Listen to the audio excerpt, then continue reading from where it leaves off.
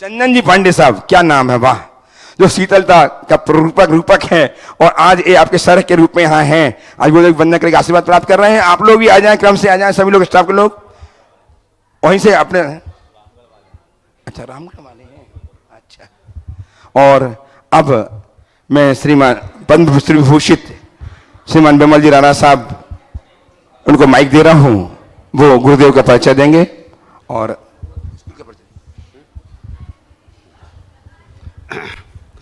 परम पूज्य गुरुदेव के चरणों में नमोस्तु नमोस्तु नमोस्तु। आज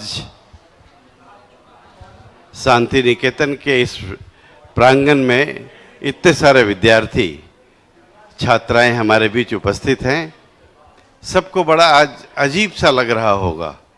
बहुत सारे मन के अंदर कौतूहल हो रहे होंगे कि आखिर कौन से संत हैं, निर्वस्त्र हैं, कैसे चलते होंगे, कैसे रहते होंगे, ये आपके मन में आता होगा, आया होगा।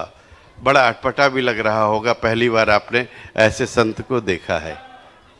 सबों के मन में ये बड़ी बड़ी बातें आ रही होगी। रोड पर आप जब जाते हैं, एक नग्न व्यक्ति पागल की तरह व्यवहार करता है। आपको लगता है कि चलिए तो पागल है, इसलिए जो है। आपने आइंस्टीन का नाम सुना होगा। आइंस्टीन का नाम सुना है ना।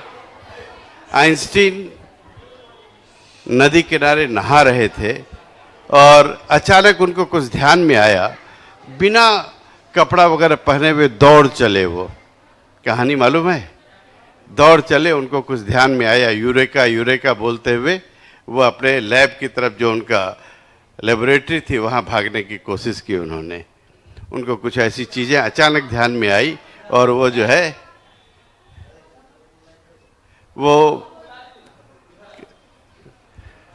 वो कपड़ा पहने हुए भी नहीं थे।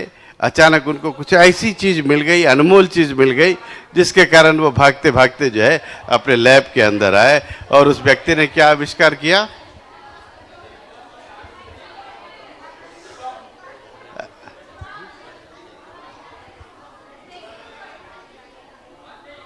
बेटा जल्दी बैठ जाओ। हाँ, चूंकि हाँ, और कोई हल्ला नहीं, कोई। थोड़ी देर बड़ा मज़ा आएगा, थोड़ी देर के बाद जब गुरुवर का आप व्याख्यान सुनेंगे, इनके व्याख्यान का जब आप श्रवण करेंगे, तो आज लगेगा आपको कि हमने ज़िंदगी में पहली बार कुछ अच्छा पाने की कोशिश की है। ठीक है। आप जैन संत हैं। जैन बिहार की धरती भगवान महावीर की, गौतम बुद्ध की, चाणक्य की धरती है। पूरे विश्व को यहाँ से संदेश जाता है अहिंसा का, सत्य का, दूसरों के प्रति करुणा का, किसी के प्रति हम गड़बड़ न करें। जाता है कि नहीं जाता है? भगवान महावीर का जन्म 2526 साल पहले करीब हुआ और इतने वर्षों के बाद भी वही बातें आज भी उतनी ही प्रासंगिक है, आज भी उतनी ही ज़रूरत है उस चीज़ों की। इस परंपरा को निर्वाह करने वाले, इस परंपरा के वाहक के रूप में आज अपने बीच गुरुदेव हैं। आज भगवान महावीर, उन्होंने पूरे विश्व को एक बड़ा मंत्र दिया कि जीना है तो दूसरों को भी जीने का अधिकार दीजिए, जियो और जीने दो। इस कोरोना काल के अंदर आप सबके परिवार के अंदर एक स्थिति आई होगी कि जब एक दूसरे से बात भी नहीं कर पाते थे। यदि किसी को घर में कोरोना हो गया तो एक घर के अंदर बंद हो जाते थे। उसको खाना भी जैसे जेल के कैदी को दिया जाता है वैसे दिया जाता था। वैसी स्थिति में क्या समझ में आ रहा था आपको कि एक छोटा सा जानवर, कीड़ा, ये चमगादड़ जिसको कहते हैं, चाइना से वो पूरे विश्व के अंदर फैला। एक चमगादड़ ने हर व्यक्ति को अपनी सीमा बता दी, औकात बता दी। उसके बावजूद दुनिया फिर से चलने लगी है। तो ये दुनिया कैसी हो, क्या हो और कैसे संदेशों के माध्यम से हम जिएं, दूसरों के लिए कुछ अच्छा सोचें, दूसरों के लिए कुछ ऐसा करें जिससे कि पूरे समाज का भला हो। आज हमारे बीच में ऐसे देश के क्या, पूरे विश्व के ऐसे श्रेष्ठ गुरुवर उपस्थित हैं जिन्होंने सब कुछ त्याग कर समाज के लिए, राष्ट्र के लिए, धर्म के लिए, भारत के लिए अपना सर्वस्व न्योछावर किया है। इनकी वाणी के लिए हम सब लोग हाथ जोड़कर एक बार प्रार्थना कर सकते हैं कि हे गुरुवर, आज हमें आप अपने आशीर्वचनों से लाभान्वित करें और हम अपना आगे का जीवन अच्छा कर सकें। सब लोग हाथ जोड़कर एक बार, हे गुरुवर, आपके आशीर्वचनों से हमें कृतार्थ करें ताकि आगे आने वाला जीवन एक सभ्य, सुसंस्कृत और गौरवशाली भारत का निर्माण कर सके। जय गुरुदेव। ओ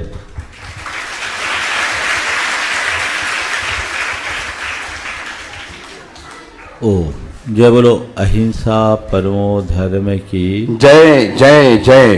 परम पूज आचार्य गुरुवर श्री विद्यासागर जी महाराज की जय जय जय। परम पूज्य महामना मुनिराज प्रमाण सागर जी महाराज की, परम पूज्य रह सागर जी महाराज की। हमारा जीवन एक कागज के पन्ने की तरह है। कागज के पन्ने में हम सुंदर चित्र भी अंकित कर सकते हैं, तो शाही के धब्बों से उसे विकृत भी कर सकते हैं। कागज कोरा है और कोरे कागज में दोनों प्रकार की संभावना है। किसी भी कागज में चित्र कब अंकित होता है? जब हम उसमें खींची जाने वाली एक एक लकीर को सलीके से खींचते हैं, तो वही लकीर सुंदर चित्र का आकार धर लेती है। और बिना उसके आड़ी तिरछी कैसी भी लाइनें खींचते रहे तो क्या होगा? कागज खराब हो जाएगा। ऐसे हमारा जीवन है। हमने आपने सबने जीवन पाया, जो अपने जीवन को अच्छे तरीके से जीते हैं, उनके जीवन का चित्र सुंदर बनता है। चित्र ही नहीं, उनका चरित्र सुंदर होता है, और जिसका चरित्र सुंदर होता है उसका ही चित्र अच्छा होता है। जिसके जीवन में किसी भी प्रकार का अनुशासन नहीं, वो अपने जीवन में कुछ भी नहीं कर पाता। आज आप सब बच्चों को देखकर मन में बड़ा अच्छा लग रहा है, क्योंकि तुम लोगों के भीतर मुझे अपार संभावनाएं दिख रही है। अभी कहने को तुम सब एक विद्यार्थी के रूप में यहाँ हो, लेकिन मुझे तुम लोगों में भी कोई साइंटिस्ट दिखाई पड़ रहा है, कोई बड़ा समाज सेवी दिखाई पड़ रहा है, कोई नेता दिखाई पड़ रहा है, तो किसी संत का रूप भी तुम लोगों के भीतर दिख रहा है। ये सारी संभावनाएं तुम लोगों के भीतर है, तुम्हारे क्या सबके भीतर है। हमारे जीवन में अपार संभावनाएं हैं, लेकिन वे प्रकट कब होती है? जब हम वैसा जीवन जीते हैं। मिट्टी के लौंधे से मंगल कलश भी बनाया जा सकता है, तो शराब की कुल्हड़ भी। दोनों मिट्टी के ही रूप हैं। मंगल कलश मंगल का प्रतीक होता है, और शराब की कुल्हड़ को कोई पसंद नहीं करता। संसार में दोनों तरह के जीव होते हैं। वे जिन्हें हम अपने जीवन का आदर्श मानते हैं, और दूसरे वे जिसका नाम सुनना भी पसंद नहीं करते। आखिर ऐसा क्यों होता है? जन्म से न तो कोई व्यक्ति सज्जन होता है, और न ही जन्म से कोई दुष्ट होता है। किसी सज्जन के माथे पे जन्म से तिलक नहीं लगा होता, और किसी दुष्ट के सिर में सींग उगी हुई नहीं होती। सज्जन व्यक्ति सज्जन बनता है अपने चरित्र के बल पर, और जिसे दुष्ट, दुर्जन या दुरात्मा के नाम से हम पुकारते हैं, वह भी अपने चरित्र के बल पर ही होता है। अपने जीवन को ऊंचा उठाना चाहते हैं तो 4 सूत्र आज आप सबको मैं देना चाहूँगा। इन 4 सूत्रों को आत्मसात करके चलोगे तो जीवन में वह सब कुछ प्राप्त कर लोगे जिसके की हकदार हो। सबसे पहली बात, बड़ा लक्ष्य बना करके जियो। क्या करना है? अपना लक्ष्य ऊंचा होना चाहिए। हर व्यक्ति का अपना लक्ष्य हो। अभी आप लोग यहाँ आए हो, पढ़ रहे हो, क्या है लक्ष्य? पढ़ाई करना है। इसके बाद क्या करना है? बड़े स्कूल में या कॉलेज में जाना है, ग्रेजुएशन करना है, और क्या करना है? हाँ, जॉब करना है। ये है ना, ये लक्ष्य है। पर लक्ष्य हमारा बड़ा होना चाहिए। हमें पढ़ लिख करके एक नेक इंसान बनना है, देश और समाज के कल्याण का काम करना है। सबसे बड़ा लक्ष्य ये है। आज की विडंबना ये है, लोग पढ़ लिख करके और सब कुछ बनने के लिए तो फिर भी तत्पर रहते हैं, लेकिन एक इंसान बनने की भावना बहुत कम लोगों में होती है। न तुम में, न तुम्हारे अभिभावकों में, और न तुम्हारे अध्यापकों में कभी ये बात आई हो कि हम तुमको पढ़ा लिख करके एक नेक इंसान के रूप में देखना चाहते हैं। तुम्हें कोई एक इंजीनियर के रूप में देखना चाहेगा, कोई तुम्हें एक डॉक्टर के रूप में देखना चाहेगा, कोई तुम्हें एक साइंटिस्ट के रूप में देखना चाहेगा, कोई तुम्हें एक सीए के रूप में देखना चाहेगा, कोई तुम्हें एक बड़ी कंपनी के डायरेक्टर के रूप में देखना चाहेगा, लेकिन एक अच्छे इंसान के रूप में देखना शायद कोई नहीं चाहता। पर हमें चाहिए कि हम और कुछ बने या ना बने, एक नेक इंसान बन करके चले। ये अपने जीवन का लक्ष्य बनाओ। हमें ये मनुष्य जीवन मिला है। मनुष्य को प्रकृति की श्रेष्ठतम कृति के रूप में जाना जाता है। प्रकृति ने हमें मनुष्य की आकृति दे दी, लेकिन मनुष्य की शक्ल में जन्म ले लेना मात्र एक मनुष्य के लिए पर्याप्त नहीं है। मनुष्य की आकृति में जन्म लेने के साथ साथ हमारे भीतर मनुष्य की प्रकृति भी होनी चाहिए, मनुष्यता होनी चाहिए। एक इंसानियत की भावना हर व्यक्ति के हृदय में होना चाहिए, ताकि हम अपने अलावा और दूसरे इंसानों, और न केवल इंसानों अपितु अन्य प्राणियों के प्रति भी संवेदनशील बन सके और अपने साथ उनके हितों की भी रक्षा कर सके। ये बात अपने जेहन में रख लीजिए, क्योंकि आज की इस जो पूरी तरह कंज्यूमरिज्म का प्रभाव है, उपभोक्तावादी सोच का प्रभाव है, इसने मनुष्य को बहुत स्वार्थी बना दिया है। हर कोई अपने मतलब से मतलब रखने की आदत बना ली, जबकि हमें अपने स्वार्थ की पूर्ति करें उससे मुझे कोई एतराज नहीं, पर दूसरों के हितों में कभी बाधा नहीं बनना चाहिए। बड़ा लक्ष्य रख करके चलना है, हमें बड़ा सोचना है, छोटे स्तर पर कुछ नहीं सोचना है। इस जीवन में हमें वो करना है जो हम कहीं नहीं कर सके। ये लक्ष्य बना करके चलिए। दूसरी बात, जीवन में अनुशासन हो। अनुशासन, अंदर का अनुशासन। आप लोग अपनी क्लास में बड़े डिसिप्लिन में रहते हैं। क्यों? क्योंकि आपको टीचर का डर रहता है। दूसरों के डर से यदि हम कोई डिसिप्लिन लेते भी हैं तो वो थोड़े देर का होता है।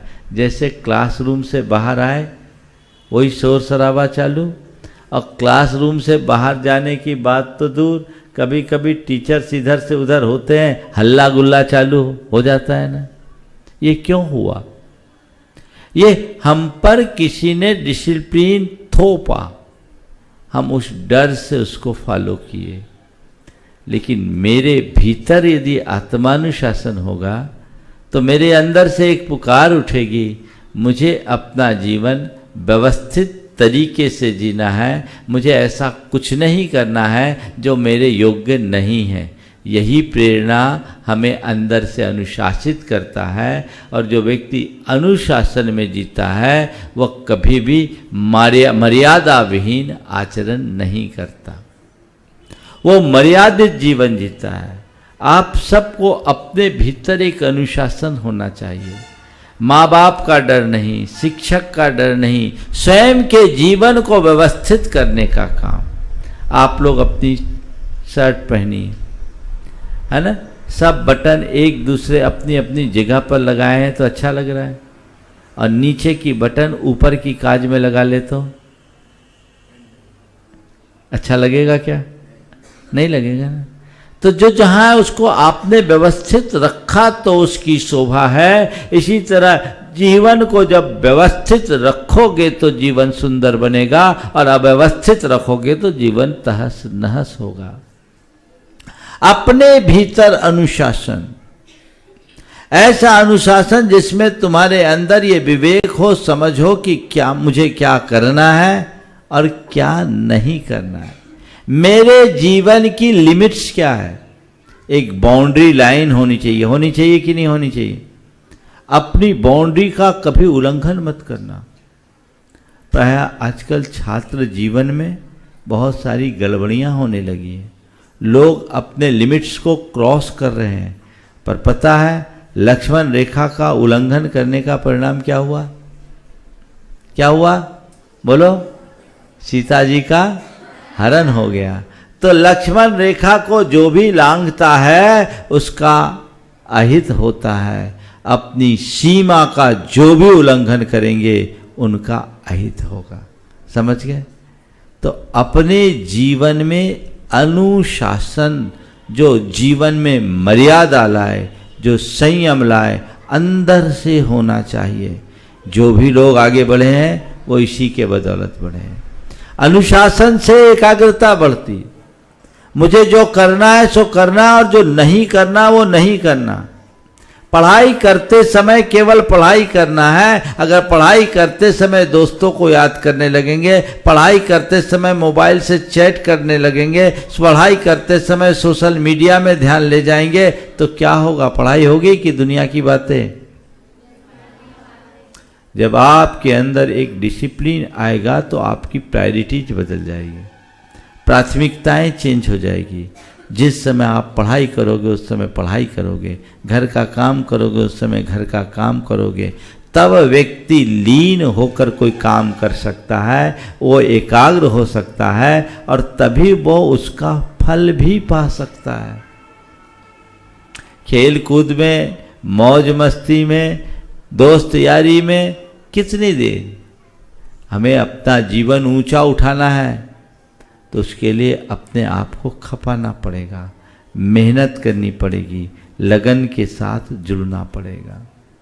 तीसरी बात तुम सब बच्चों से मैं कहूँगा, संस्कारों को सुरक्षित रखो। अपने जीवन के संस्कार अच्छे होने चाहिए, उन्हें बिगड़ने मत देना। संस्कार ही मनुष्य के भविष्य को गढ़ते हैं। माँ बाप से जो संस्कार मिले, जो पैतृक संस्कार मिले, उन संस्कारों को खोना मत।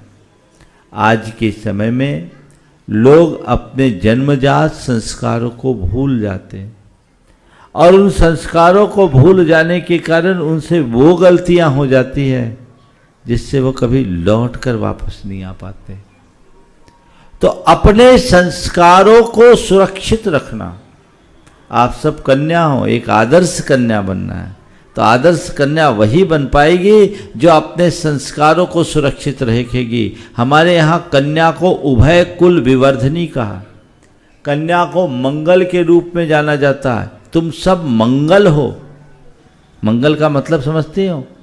मंगल वो है जो कल्याण करने वाला हो। तुम कन्या हो, कल्याणकारिणी हो, और एक कुल की नहीं, 2 कुल की कल्याणकारिणी। लड़कों को यह सौभाग्य नहीं मिला। ये सौभाग्य लड़कों को नहीं मिला।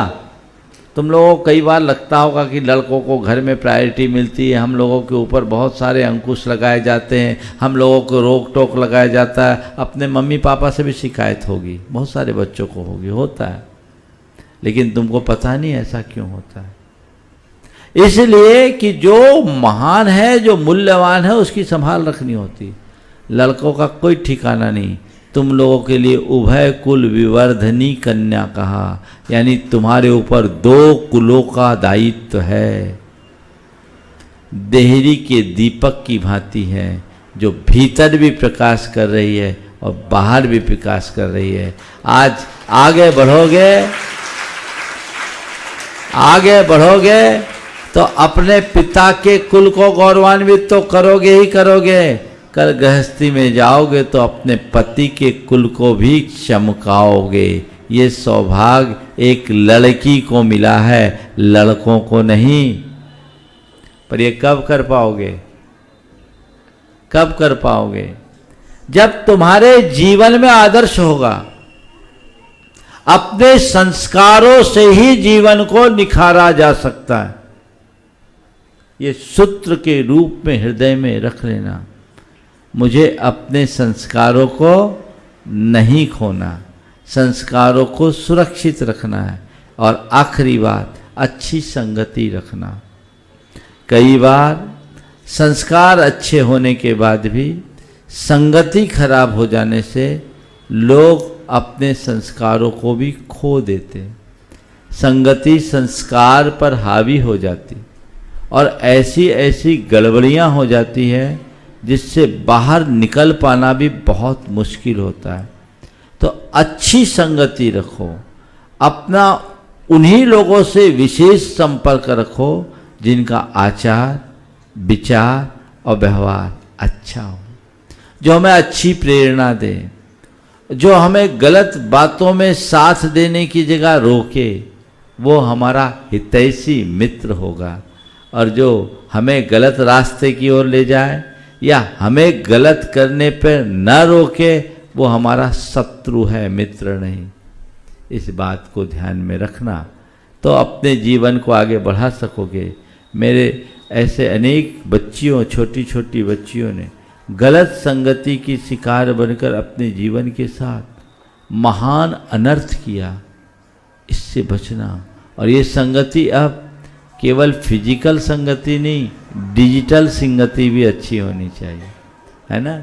आजकल लोग फेसबुक और अन्य माध्यमों से एक दूसरे के साथ जुड़ते हैं और महान अनर्थ कर देते हैं। एक 14 साल की लड़की अपने परिवार के साथ मेरे पास आई। तुम बच्चों के लिए मैं एक बहुत सावधान होने के लिए बोल रहा हूँ। वो बच्ची फेसबुक के माध्यम से एक 28 साल के व्यक्ति के साथ जुड़ गई और उसको ये हुआ कि उसको एबॉर्शन कराना पड़ा। 14 साल की बच्ची। भटक जाते हैं, समझ नहीं रहता, कोमल उम्र होती है, जीवन की मर्यादाओं को नहीं जानते, बातों में मन बहक जाता है तो गड़बड़ हो जाता है। उन सब गड़बड़ियों से बचने के लिए ये 4 सूत्र मैंने आज आप लोगों के लिए दिया है। बड़ा लक्ष्य रखना है, अनुशासन, अपने जीवन को व्यवस्थित रखने का, अपनी मर्यादा में रहने का, अपने संस्कारों को सुरक्षित रखने का और अच्छी संगति को ध्यान में रखने का। ये चारों बातें यदि आप लोगों के जीवन में आएगी, निश्चित आप सबका जीवन महान होगा, आप सबका भविष्य उज्जवल हो, आप सब आगे बढ़ें, अपने जीवन को उन्नति के शिखर तक पहुंचाएं। मेरा यही आशीर्वाद है। मैं यहाँ के स्कूल के पूरे प्रबंधन से भी, जो यहाँ के प्रधान अध्यापक प्रिंसिपल साहब हैं, वो बहुत तत्परता से लगे हैं। मैं जब से यहाँ आया देख रहा हूँ और मुझे कार्यकर्ताओं ने भी बताया कि महाराज जी, इनकी बड़ी दिली इच्छा है कि आपका उपदेश बच्चों को मिले। तो ये उपदेश आज आप सबको मिला है। साधु संतों के लिए, साधु संतों की कोई जाति नहीं होती। साधु संत पूरे मानवता के लिए समर्पित रहते हैं। हमारे यहाँ कहा गया है, जात न पूछो साधु की, पूछ लीजिए ज्ञान, और मोल करो तलवार का पड़े रहन दो म्यान। तो हमें साधु संतों के संपर्क में रहना चाहिए, उनसे प्राप्त प्रेरणाओं से अपने जीवन को अच्छा करने का प्रयास करना चाहिए। ये सुयोग है कि आज यहाँ आने का योग बन गया। अगर वो भी ये योग से ही बना, आपके विद्यालय का ही योग था कि हमारा प्रोग्राम थोड़ा परिवर्तित हुआ। यदि कल पटना से शाम को निकलते तो अभी हम यहाँ से 5-7 किलोमीटर आगे होते, पर इन बच्चों का सौभाग्य होगा जो हमें यहाँ खींच लाए। आप बच्चों का सौभाग्य था जो हम यहाँ आ गए, आज आए हैं।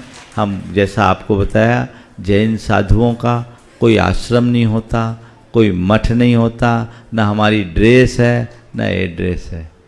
हम एक स्थान से दूसरे स्थान पर जाते हैं और 24 घंटे में केवल एक ही वक्त भोजन और पानी हम लोगों का होता है। हमेशा पैदल जाना होता है और ऐसे ही दिगंबर स्वरूप में हम लोगों का रहना होता है। जहाँ योग लग गया सो लग गया। आज भी ये इतने सारे गाड़ी घोड़े हैं, इनमें हमारा कोई लेना देना नहीं है। हमारे पास तो एक पिच्छी होती है, जो हम कहीं उठते बैठते हैं तो वहाँ कोई सूक्ष्म जीव ना हो, उसको घात ना हो, तो उसको हम इसे साफ करके कोमलता से फिर उठते बैठते हैं। और एक कमंडल रखते हैं जो अपने शुद्धि के लिए, बाकी एक ही वक्त भोजन और उसी वक्त पानी पर पूरा जीवन, और पूरे जीवन केवल पैदल चलना होता है। आज योग यहाँ बना। ये जितने भी गाड़ी घोड़े हैं ये सब इन लोगों के हैं, जो अभी हमें यहाँ से रामगढ़ कैंट की ओर जाना है, वहाँ हमें पहुँचा रहे हैं और रामगढ़ वाले हमें ले करके जा रहे हैं। बस एक स्थान से दूसरे स्थान तक इसी तरह हम लोगों का विचरण होता रहता है। और हम सब पूरे मानवता के कल्याण की ही भावना भाते हैं। आज सारे जगत के कल्याण की भावना से मैं मंगल भावना बोलूँगा, आप सब उसको दोहराएंगे। मंगल मंगल होए जगत में सब मंगलमय होय। मंगल मंगल हो ये जगत में सब मंगलमय हो। इस धरती के हर प्राणी का मन मंगलमय हो। इस धरती के हर प्राणी का मन मंगलमय हो। कहीं क्लेश का लेस रहे ना, दुख कहीं भी हो। कहीं क्लेश काले से रहे ना, दुख कहीं भी हो। मन में चिंता भय न सतावे, रोग शोक नहीं होय। मन में चिंता भय न सतावे, रोग शोक नहीं हो। नहीं बैर अभिमान हो मन में, क्षोभ कभी नहीं हो। नहीं बैर अभिमान हो मन में, क्षोभ कभी नहीं हो। मैत्री प्रेम का भाव रहे नित, मन मंगलमय हो। मैत्री प्रेम का भाव रहे नित, मन मंगलमय हो। मंगल मंगल होए जगत में सब मंगलमय हो। मंगल मंगल हो ये जगत में सब मंगलमय हो। इस धरती के हर प्राणी का मन मंगलमय हो। इस धरती के हर प्राणी का मन मंगलमय हो। मंगलमय हो प्रात हमारा, रात सुमंगल हो। मंगलमय हो प्रात हमारा, रात सुमंगल हो। जीवन के हर पल हर क्षण की बात सुमंगल हो। जीवन के हर पल हर क्षण की बात सुमंगल हो। घर घर में मंगल छा जावे, जन जन मंगल हो। घर घर में मंगल छा जावे, जन जन मंगल हो। इस धरती का कन कन पावन और मंगलमय हो। इस धरती का कण कण पावन और मंगलमय हो। मंगल मंगल होए जगत में सब मंगलमय हो। मंगल मंगल हो ये जगत में सब मंगलमय हो। इस धरती के हर प्राणी का मन मंगल होय हो। इस धरती के हर प्राणी का मन मंगलमय हो। सब जग में मंगल बढ़े, सब जग में मंगल बढ़े, टले अमंगल भाव, टले अमंगल भाव, है प्रमाण की भावना, है प्रमाण की भावना, सब में हो सद्भाव, सब में हो सद्भाव। जय बोलो अहिंसा परमो धर्म की जय जय जय। परम पूज्य आचार्य भगवान विद्यासागर जी महाराज की, परम पूज्य महामनामराज प्रमासागर जी महाराज की। यह जो उपदेश आपने सुना, ये कल टीवी में ठीक इस कार्यक्रम के पुण्यार्चक थे स्वर्गीय श्री सवाई लाल जैन जी की 18वीं पुण्य स्मृति में श्रीमती चिंतामणि सवाई लाल जैन परिवार, कन्नौज, मुंबई।